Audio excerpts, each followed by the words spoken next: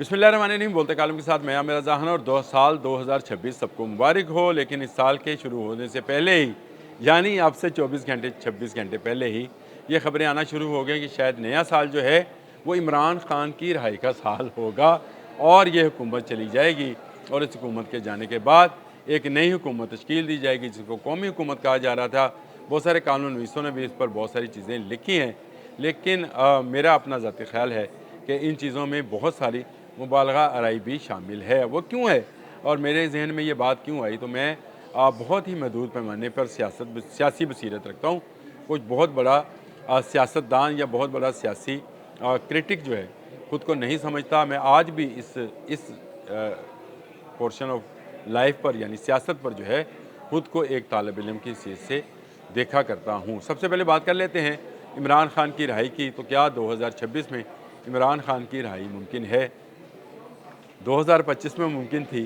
जी हाँ, जब 2025 आ रहा तो याद करें कि दिसंबर 2024 से जनवरी फरवरी 2025 तक बहुत सारे कानून नवीसों ने ये बात कही कि 2025 जो है इमरान खान की रिहाई का साल है और इमरान खान इस साल में रहा होकर सियासत में दोबारा से एक्टिव हो जाएंगे। उनकी जमात को दोबारा से एक्टिव किया जाएगा, क्योंकि जो शहबाज गवर्नमेंट है, ये मुस्लिम लीग नून की हुकूमत है, उससे इस्टेब्लिशमेंट का जो है दिल भर गया है।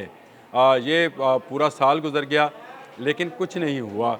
वही हुआ जो होता नज़र आ रहा था। मैंने उस वक्त भी एक प्रोग्राम किया था और इस पर बात की थी कि ऐसा कुछ नहीं होगा कि बानी तरीके इंसाफ इमरान खान को रिहा कर दिया जाए। और उसकी बुनियादी वजह यह है कि गवर्नमेंट ऑफ और इस्टेब्लिशमेंट एक पेज पर हैं कि पाकिस्तान को अब आगे बढ़ने देना चाहिए, पाकिस्तान का रास्ता अब नहीं रोकना चाहिए। जो सिस्टम चल रहा है उस सिस्टम को बैन वैसे ही चलते रहना चाहिए, इसी में भलाई है।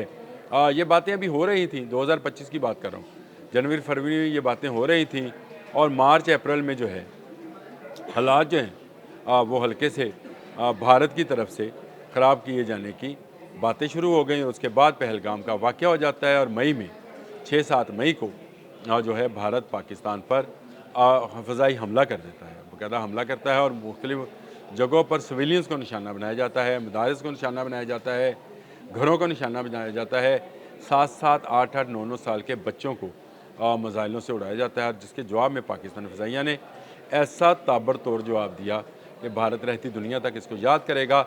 आज भी भारतीय भेड़िया जो है अपने ज़ख्म चाट रहा है और उसकी बुनियादी वजह यह है कि पाकिस्तान ने उसको मुंह तोड़ जवाब दिया था। और उसके बाद पूरी दुनिया ने तस्लीम किया कि पाकिस्तान एक ऐसी कुव्वत है जो अपने से 10 गुना बड़ी कुव्वत के साथ न सिर्फ टकराने का हौसला रखती है बल्कि उसको गिराने का भी हौसला रखती है। इस सारी पेशरफ के अंदर जो कि आलमी सतह पर हो रही थी या आप समझें सरहदी सतह पर हो रही थी, उस वक्त भी पाकिस्तान तहरीक इंसाफ के बाहर बैठे वीलॉगर्स और टिकटॉकर्स और एक्सीए जो हैं, एक्स और सिंगल एक्स और डबल एक्स वाले जो हैं, ये सारे के सारे इसी बात पर क्या मैं लफ्ज़ बोलना नहीं चाहता था लेकिन ज़ुबान पर आ जाता है। अब क्या किया जाए, बक बक कर रहे थे। मैं भूखने का लफ्ज़ इस्तेमाल ही नहीं करना चाहता कि इमरान खान को रिहा किया जाएगा।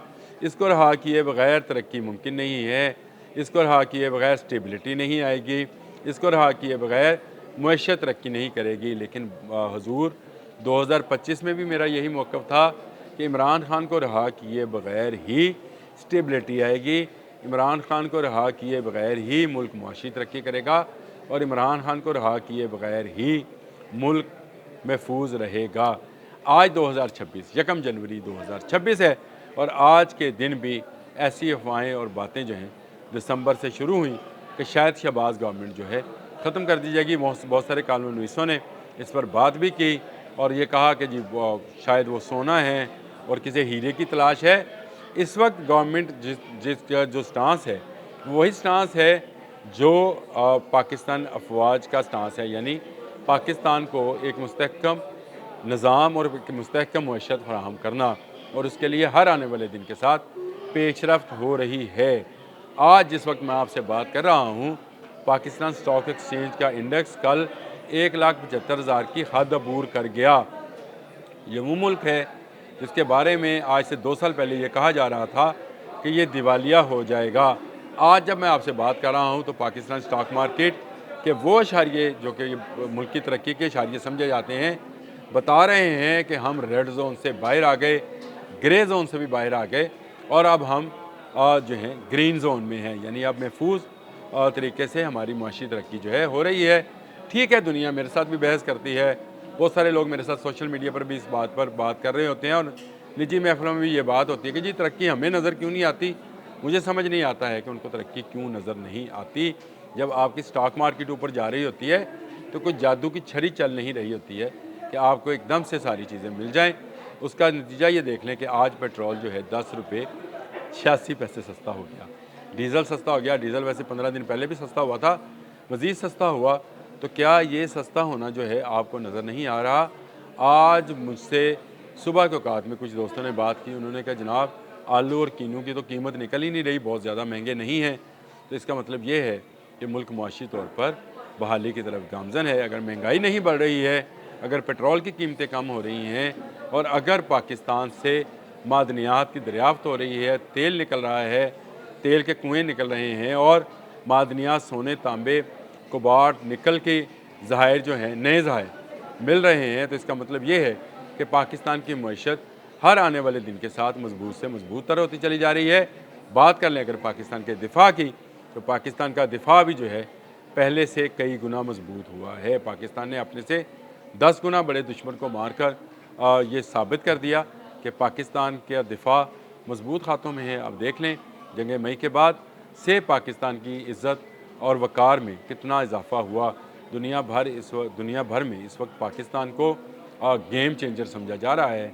चाहे वो अरब ममालिक हैं, चाहे वो यूरोपियन ममालिक हैं, चाहे अमेरिका है, चाहे रशिया है, तमाम ममालिक पाकिस्तान के साथ दोस्ताना रवाबत जो हैं वो कायम करना चाहते हैं।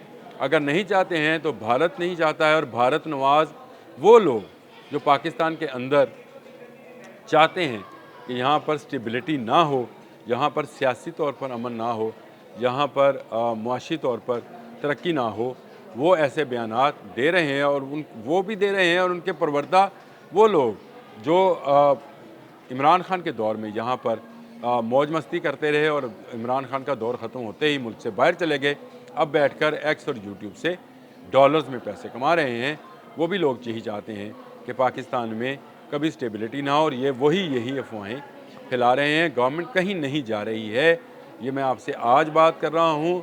आज इस वक्त पाकिस्तानी हुकूमत और पाकिस्तानी इस्टेब्लिशमेंट और पाकिस्तान के अदारे जो हैं एक पेज पर हैं। इससे पहले इतनी मजबूती के साथ और इतनी जो है दिल जमी या इसके कहें मोहब्बत के साथ ये कभी एक पेज पर नहीं रहे। ये इसी तरह से रहे कि एक दूसरे को बर्दाश्त करते रहे, लेकिन इस वक्त बर्दाश्त का नहीं, इस वक्त मोहब्बत का मामला नज़र आता है। तमाम अदारे अपनी अपनी जगह पर काम कर रहे हैं। तमाम सूबे मासवाए खैबर पख्तूनख्वा के वहाँ पर अभी भी वो लोग मौजूद हैं जिनका मुतमईन नज़र मुल्क नहीं एक शख्सियत है और वो उस शख्सियत को बाहर लाना चाहते हैं। उस शख्सियत को जिसको जहनी मरीज़ डिक्लेयर कर दिया गया कि वो एक जहनी मरीज़ है, लेकिन इसके बावजूद उनका मुतमईन नज़र अपने अवाम की तरक्की से बढ़कर उस शख्स को बाहर लाना और यहाँ पर दोबारा से वही दौर लाना जिसमें हंगामे हों, धरने हों, लॉन्ग मार्च हों और अनस्टेबिलिटी का ज़ाहिर हो, यहाँ से सनतकार सनतें उठाएँ और बाहर चले जाएँ। आज ये हालात हैं कि दुनिया भर से सनतकार आकर यहाँ पर सरमायाकारी करना चाहते हैं। आने वाले दिनों में पाकिस्तान मज़ीद तरक्की करता नज़र आएगा, पाकिस्तान मज़ीद मजबूत होता नज़र आएगा, पाकिस्तान का दिफा नाकाबिल तस्वीर होता नज़र आएगा और पाकिस्तान की तरक्की जो है वो सामने दीवार पर लिखी हुई नज़र आएगी। अगर नज़र नहीं आएगा तो वही है जिसकी रहाई के लिए हर रोज़ अडयाला के बाहर एक तमाशा लगाया जाता है, वो भी शाम के औकात में, क्योंकि सुबह के औकात में मुलाकात का वक्त होता है, उस वक्त जाता कोई नहीं है। 3-4 बजे के बाद होश में आते हैं और अडयाला के बाहर जाकर झूमते हैं। उसको अडयाला की दीवार को दीवार गिरिया बनाया हुआ है और वहाँ पर जाकर गिरिया जारी करते हैं। ये गिरिया जारी जो है मेरा ख्याल है 2026 में भी जारी रहेगी। आज 1 जनवरी 2026 में मैं आपसे गुफ्तगू कर रहा हूँ। अगर ज़िंदगी रही तो 1 जनवरी 2027 को भी मैं आपसे एक व्लॉग करूँगा जिसमें पूछूँगा कि क्या इमरान खान 2025 में रहा हुए 2026 में या 2027 में होंगे। मेरा ख्याल है कि इमरान खान अभी सब्र करें, अभी 2030 तक उनकी रिहाई का कोई इम्कान नहीं है। अब तक के लिए इतना ही। अल्लाह हाफ़िज़।